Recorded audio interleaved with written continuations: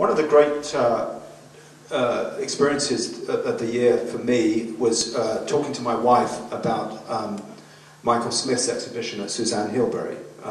We debated the show quite a lot, and if that isn't what art should do, then I don't know what it should do.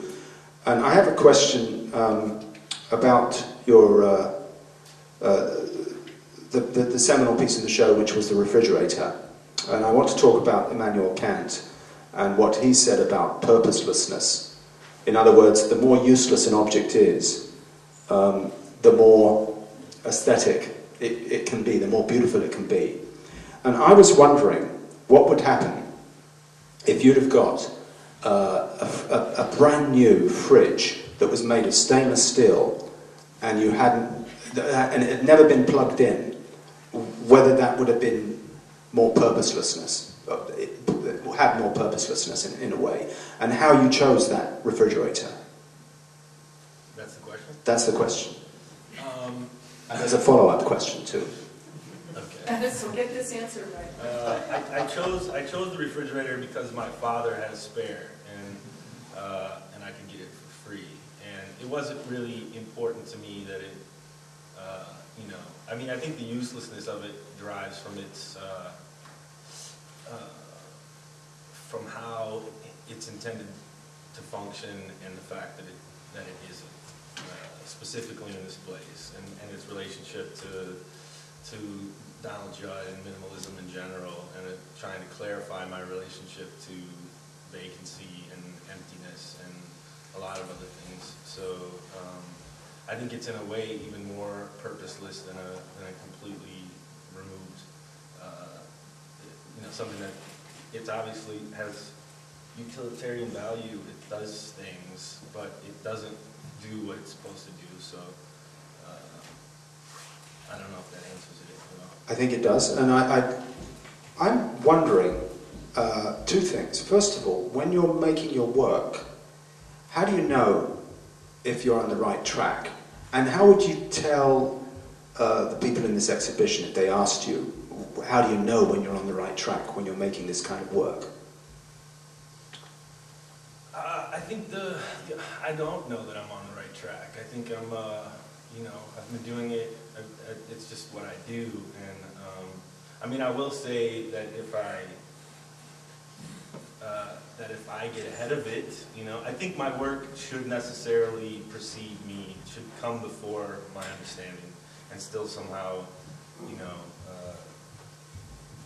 it should be like the sun, it should generate, you know, it should, I shouldn't be able to like tackle it, and but I you know, I don't even, this is what, and I don't mean to be argumentative, but to be on the right track would recognize a wrong one. So I mean, obviously, I'm very much aware of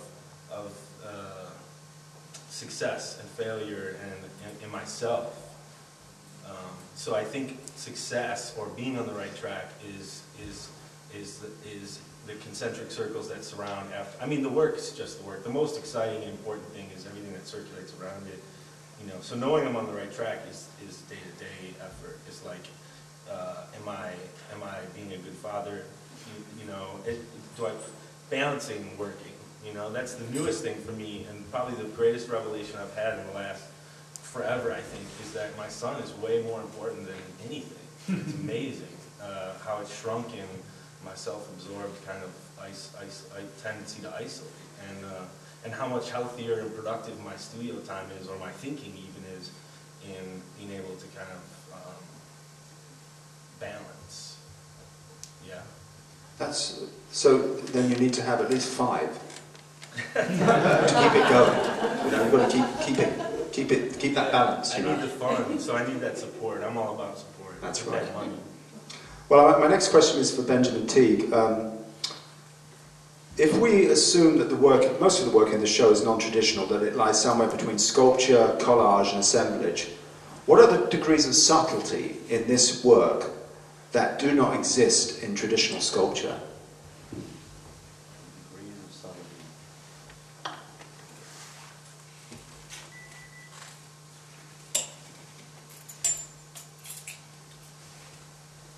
I would have to say that the There's nothing subtle about the work that's in the exhibition in any respect. It's balls to the wall, aggressive in a lot of cases.